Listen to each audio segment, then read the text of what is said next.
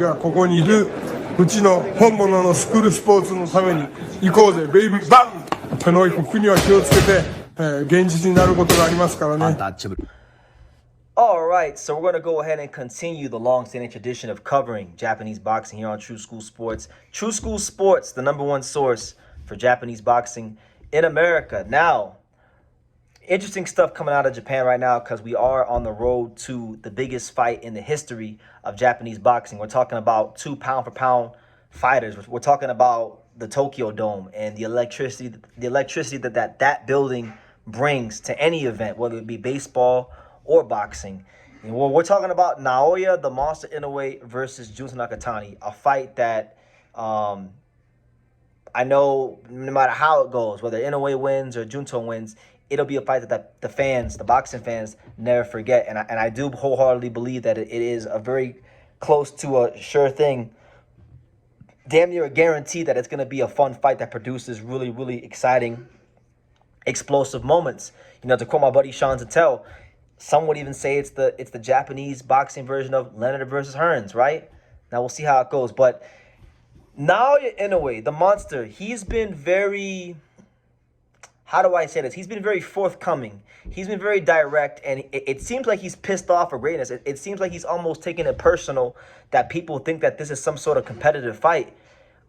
Here's what he said in a recent article from Japan. He stated the following, and I quote, "In terms of boxing skill, I don't think I'm losing in any area to Junto Nakatani. Not when it comes to speed. Now, when it comes to speed, power, and technique, I believe I'm 2 or 3 levels above Junto Nakatani." So there you have it.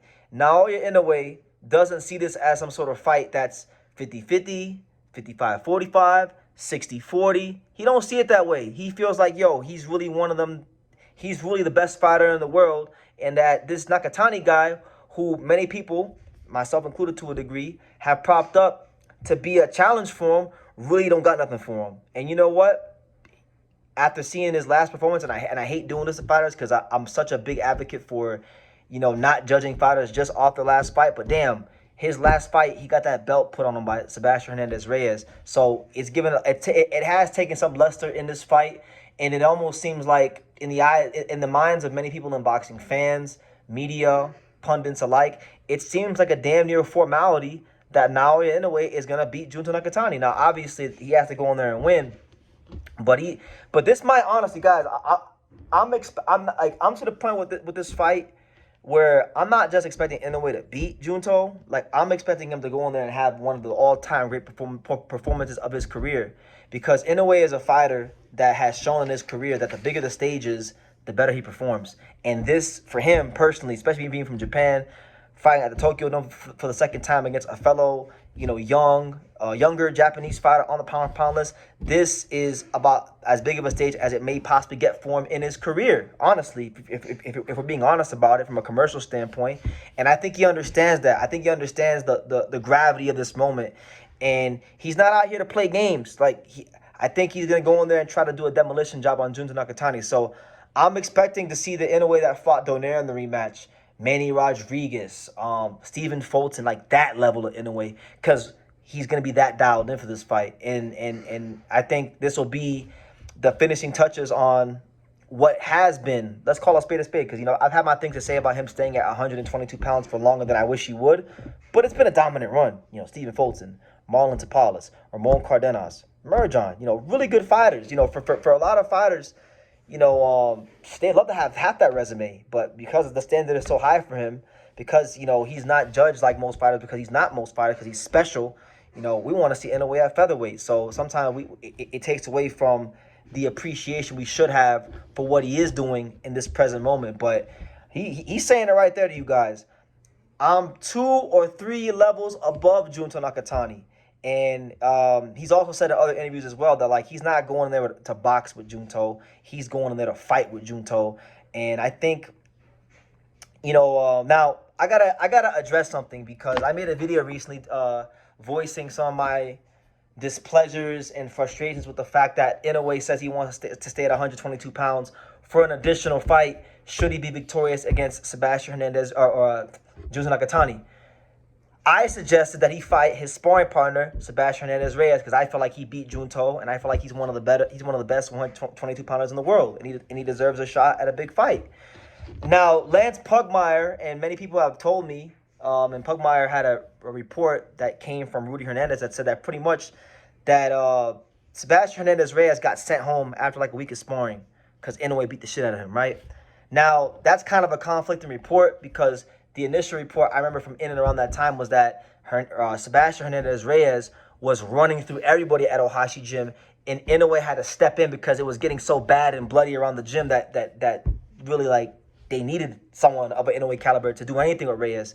So my thing is, I still want to see that fight if he does stay at 122 pounds. But I mean, regardless, like, Inoue's special, man. Inoue is not gonna get any legitimate tests until he gets to featherweight. I feel maybe the Junto fight will be a test.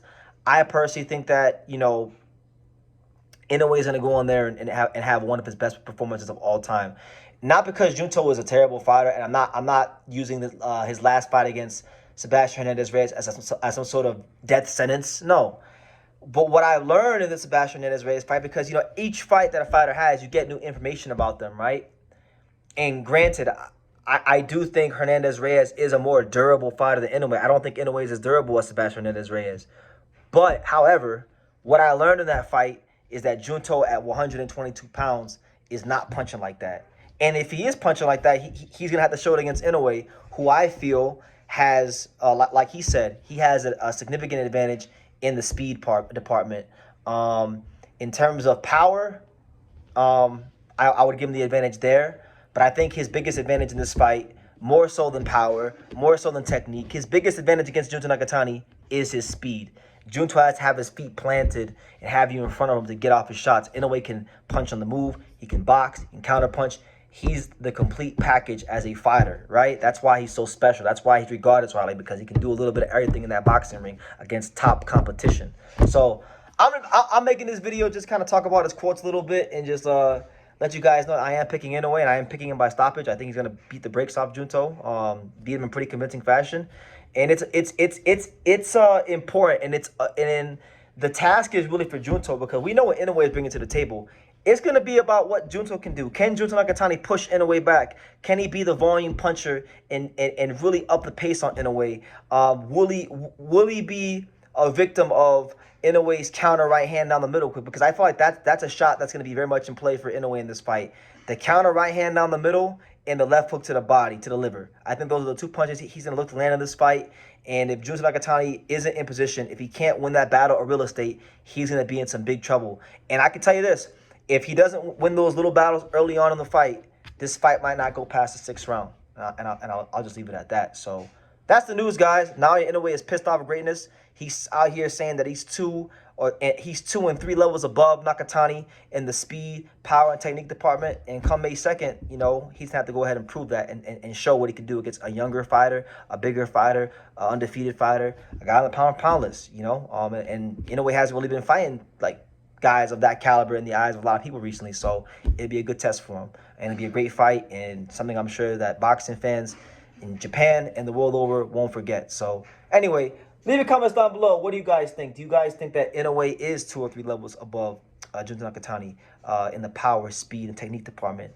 Leave your comments down below. Make sure you guys take the time to subscribe, and like I say in every single one of these videos, you can love me or you can hate me, but I'm just a kid from Dang. So until next time, take care, guys. You want to say hello? Say hello. Can you say hi, Boxing World? Hi, Boxing World. Can you say true school sports?